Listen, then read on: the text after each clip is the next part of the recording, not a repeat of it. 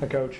Hello. Dan Tortora, WakeUpCall, This unique world of transfer portal and NIL and everything that's going on, for you this season, you're bringing in a balance of freshmen as well as portal guys. Just what you could say about how all of that gels with what you do have and the culture that you've already created. Yeah, I think every year is different. First off, last year we only had one freshman. Brought in a couple transfers, and you know, we're going to bring in several freshmen next year as well. And so it's a little bit of what are your needs. This year we had a little bit more turnover. Lost some seniors, had one or two guys leave, and so you know, you just have a bigger class. I think the challenge, as you mentioned, is there's an ownership on the guys that have been in your program to help, you know, establish your culture, make sure your locker room is good, make sure the new guys understand how we go about our business, what our habits are, what our beliefs, how we work, you know, how we value each other and respect one another. And you know, I'm blessed that we've had great leaders in our program. We've had a lot of homegrown talent, whether it's Hunter Tyson recently or PJ Hall. These two guys, Chauncey Wiggins in our program, Dylan Hunter in our program, guys that have been in our program for multiple years, know how we go about our business.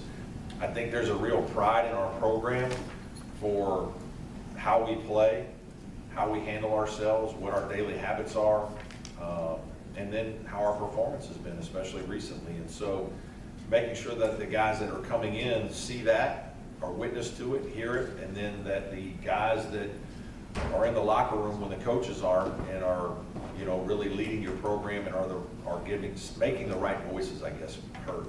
And certainly this year, these two guys will be responsible for a lot of that. But managing all that is really important as a coach. You know, there's somebody, I can't remember who it was, it might have been George Raveling, that talked about coaches get fired on three things: by coaching, by managing and leading. And most often it's not the coaching, it's the managing or leading that's the problem. And so in this instance, you know, your players have to be a big part of the managing and leading, not just the head coach. And I think we've done that at Clemson.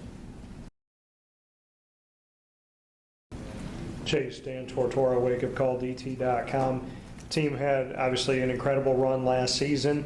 Despite losing some of those players from that team, you coming back and obviously Ian coming back, what can you do this season to sustain success and build off of last year despite not having some of those guys?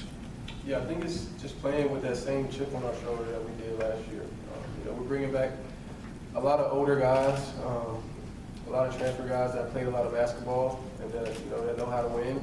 And so I think, you know, for us, it's just continue to play with that chip on our shoulder and, you know, making sure we go out there and play as hard as we can in the game. Tortora, WakeUpCall, you heard your coach talk about that, well, Chase talked about the chip on the shoulder, and just what you can say about if you enjoy being the team that has that, but then at the same time, is Clemson not becoming a representative of the ACC nationally? So do you believe there is a chip, but then also at the same time that you're a representative of the conference? I think there kind of always is a chip.